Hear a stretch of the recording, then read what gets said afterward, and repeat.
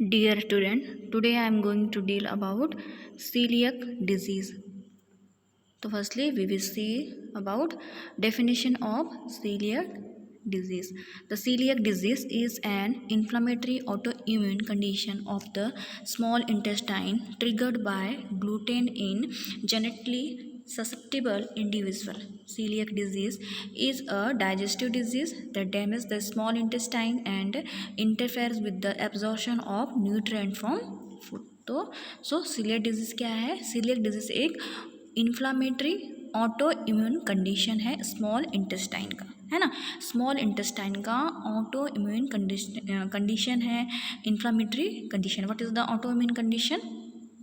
क्या हो जाता है ऑटो इम्यून कंडीशन? मीन्स जो बॉडी के इम्यून सिस्टम है वो अपने ही हेल्दी सेल्स को अटैक करते हैं. जो बॉडी के इम्यून सिस्टम अपने ही हेल्दी सेल्स को अटैक करते हैं. This is A autoimmune condition या ऑटोइम्यून डिसऑर्डर.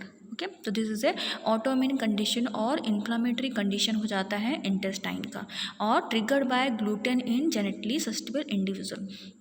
और जो ग्लूटेन है ना, ग्लूटेन क्या है? ग्लूटेन क्या है? प्रोटीन, ग्रुप ऑफ प्रोटीन है ना.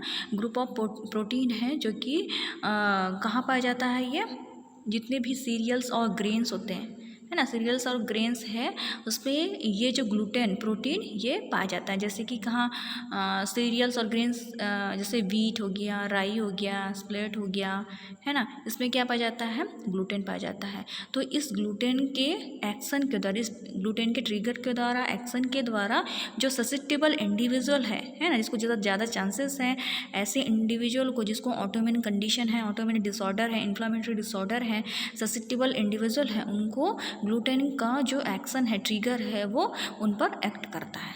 ओके, तो this is A definition. Next is है celiac disease is a digestive disease that damages the small intestine and interfere with the absorption of nutrient from food. तो celiac disease क्या है? Second definition में celiac disease क्या है? Digestive. Celiac disease एक digestive disease है जो कि स्मॉल इंटेस्टाइन को डैमेज करता है. ये क्या है? डाइजेस्टिव डिजीज़ है जो कि स्मॉल इंटेस्टाइन को डैमेज करता है. और जो फूड से जो न्यूट्रिएंट एब्जॉर्प्शन के जो प्रोसेस है ना, जो हम फूड लेते हैं, है ना, फूड लेते हैं और जो फूड का न्यूट्रिएंट हमको हमारे बॉडी के द्वारा एब्जॉर्प्शन होता है, तो एब्जॉर्प्शन कौन करता है? इंटेस्टाइन करता है. जो फूड से जो न्यूट्रिएंट एब्जॉर्प्शन इंटेस्टाइन करता है, उस एब्जॉर्प्शन के जो प्रोसेस को क्या करता है? जो सीलियक डिजीज़ है इंटरफेरेंस या स्टॉप कर देता है ना, उसको, उसके जो प्रोसेस को, उसके जो एब्जॉर्प्शन फंक्शन को, प्रोसेस को वो इंटरफेरेंस करने लगता है, स्टॉप करने लगता है, डिस्ट्रक्ट करने लगता है ना. तो this is a celiac disease. Okay,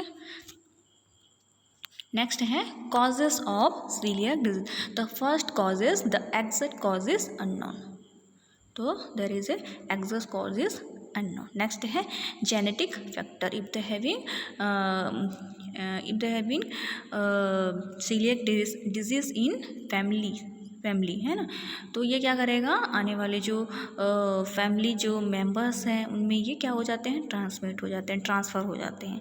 okay, next है ऑटोइम्यून डिजीज़. अगर पेशेंट को ऑटोइम्यून डिजीज़ है ना, तो ऑटोइम्यून डिजीज़ क्या बताई थी? बॉडी के जो इम्यून सिस्टम हेल्दी सेल्स को अटैक करते हैं. बॉडी के जो इम्यून सिस्टम है वो क्या करते हैं? अपने ही हेल्दी सेल्स को अटैक कर लेते हैं, बाय मिस्टेक वो अटैक करते हैं. तो this is auto immune disease. तो ऑटो इम्यून डिजीज़ के कारण भी क्या हो रहा है? सीलियक डिजीज़ हो रहा है. क्योंकि क्या होता है? जैसे जो हमारा इम्यूनिटी है ना, जैसे बाहर से कोई फॉरेन मटेरियल आ रहा है, तो हमारा जो इम्यूनिटी है वो क्या कर सकते हैं?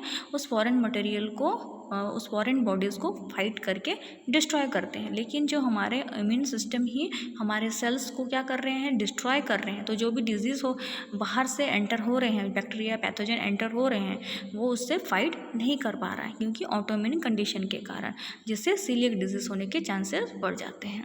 नेक्स्ट है intestinal cancer. if the person are having intestinal cancer, it can cause the celiac disease. Okay, next है risk factor of celiac disease. तो what are the risk factor? First is infancy and late adulthood. है ना। तो firstly किसको कर रहा है, celiac disease affect कर रहा है, ज़्यादा होने के चांसेस है इन्फेंसी, जो इन्फेंट है और जो लेट एडल्टहुड के जो पीपल हैं उनमें होने के रिस्क ज़्यादा होते हैं। नेक्स्ट है family history, if the having in family, है ना, celiac disease are having in family, है ना, it can chance the risk of next generation. Next है women are affected more than often than man, है ना। तो जो विमेन है वो क्या हो रही है, ज़्यादा अफेक्टेड हो रही है as compare to male. Next है द डिसऑर्डर मोस्ट कॉमन, और जो ये सीलियक डिजीज़ है ये यूरोपियन में ज़्यादा होते हैं, है ना, मोस्ट कॉमन है यूरोपियन में। ओके, नेक्स्ट है पैथोफिजियोलॉजी ऑफ सीलियक डिजीज। तो हम we can see the pathophysiology of celiac disease.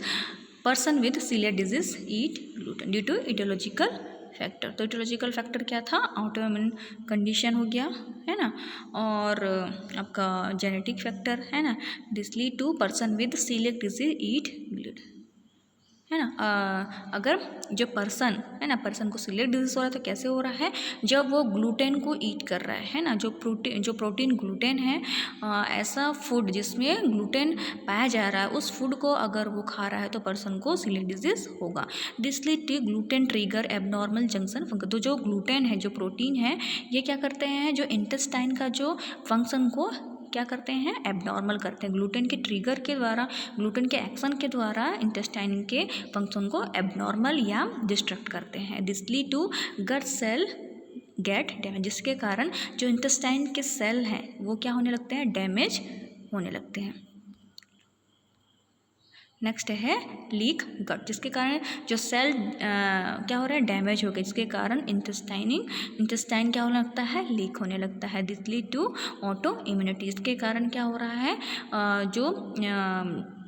जो हेल्दी सेल है वो डिस्ट्रॉय होते हैं, किसके द्वारा, ऑटो इम्यूनिटी कंडीशन के द्वारा। This lead to celiac disease. तो ऑटो इम्यूनिटी अगर कंडीशन हो जाता है तो वो जो बाहर से जो पैथोजन आ रहे हैं, माइक्रो ऑर्गेनिज्म जो एंटर हो रहा है उसके अगेंस्ट वो फाइट नहीं कर पाता है बॉडी, और क्या होता है, ऑटो इम्यून डिसऑर्डर होने लगते हैं। This lead to celiac disease. Next है sign and symptoms. The what are the sign and symptoms are celiac disease. First is we can see the abdominal bloating and pain. If the person are having celiac disease, है ना, we can show the abdominal bloating and pain in abdominal region. Next is chronic diarrhoea. अगर celiac disease है तो chronic diarrhoea होगा, यानी कि बहुत long term क्या होगा, डायरिया होगा, लॉन्ग टर्म तक चलते रहेगा डायरिया। नेक्स्ट वॉमिटिंग, है ना। तो वॉमिटिंग क्यों हो रहा है, क्योंकि कैंसर सीलियक डिजीज हो गया, जिसके कारण जो इंटेस्टाइनल जो फंक्शन है ना, इंटेस्टाइनल के द्वारा क्या होता है, जो फूड का एब्जॉर्प्शन होके फूड को एब्जॉर्ब करता है और वो स्टूल में पास हो जाता है, लेकिन क्या हो रहा है, वो जो कंटेंट है वो इंटेस्टाइन के एब्जॉर्प्शन नहीं हो रहा, और जितने भी कंटेंट है वो क्या होने लग, बैक फ्लो होने लग रहे हैं, और इसके कारण वॉमिटिंग हो रहा है।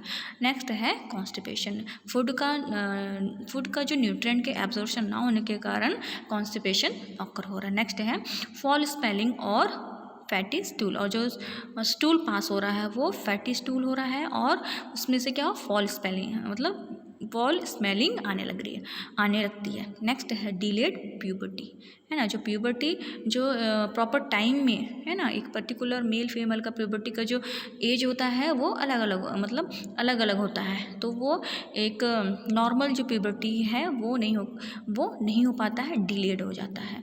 नेक्स्ट है पुअर वेट गेन, है ना। तो जो वेट गेन है वो पुअरली होने लगता है। नेक्स्ट है फैटिग। नेक्स्ट है fatigue. Patient are having fatigue because patient are getting the celiac disease. Next है डिप्रेशन और एंजाइटी।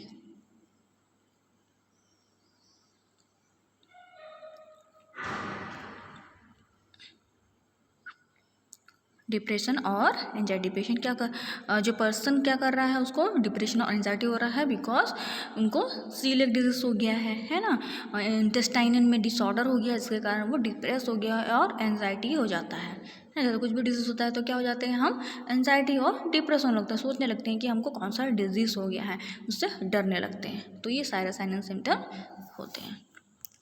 नेक्स्ट है डायग्नोस्टिक इवैल्यूएशन। तो firstly we will take the history collection of the patient. तो past history, present history, medical history, surgical history, है ना, chief complain, है ना, that are the history collection. Next है physical examination. We will take the physical, we will assess the physical examination, है ना। तो physical examination हम क्या करेंगे, हेड टू टो एग्जामिनेशन करेंगे, स्पेशली एब्डोमेन का एग्जामिनेशन करेंगे। तो एब्डोमेन का क्या करेंगे, पाल्पेट करेंगे, इंस्पेक्ट करेंगे और ऑस्कल्टेट करेंगे और क्या करेंगे, परकशन करेंगे। तो इसके थ्रू हम क्या करेंगे, आइडेंटिफाई करेंगे कि पेशेंट को कौन से रीजन में कंडीशन है। नेक्स्ट है ब्लड टेस्ट, है ना। तो ब्लड टेस्ट क्यों करेंगे, आइडेंटिफाई करने के लिए, है ना, कंडीशन को आइडेंटिफाई करने के लिए करेंगे। नेक्स्ट है एंडोस्कोपी। एंडोस्कोपी क्यों करेंगे, क्योंकि इंटेस्टाइन में ऑकर हुआ है, तो उसको क्या करेंगे हम, एंडोस्कोपी के थ्रू विजुअलाइज करेंगे, आइडेंटिफाई करेंगे कौन से रीजन में डिजीज़ है। नेक्स्ट है बायोप्सी करेंगे, है ना, जो भी अफेक्टेड जो टिश्यू है उसको हम क्या करेंगे, पीस ऑफ टिश्यू लेकर उसका बायोप्सी करेंगे, एग्जामिन करेंगे कि कौन से कंडीशन हो गया है। नेक्स्ट है जेनेटिक टेस्टिंग करेंगे।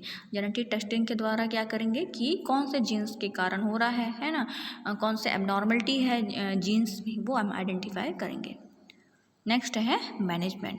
तो gluten free diet, we will provide the gluten free diet. तो ग्लूटेन फ्री डाइट में ऐसे फूड जिसमें ग्लूटेन प्रेजेंट नहीं होते हैं, ग्लूटेन जो प्रोटीन है वो प्रेजेंट नहीं होता, वैसे फूड उनको प्रोवाइड करना है। नेक्स्ट है eat plenty of fruit vegetable, we will provide the fruit and vegetable. Next है गिव लैक्सेटिव रिलीफ कॉन्सेप्ट है, we will provide the laxative medication for relieve the constipation.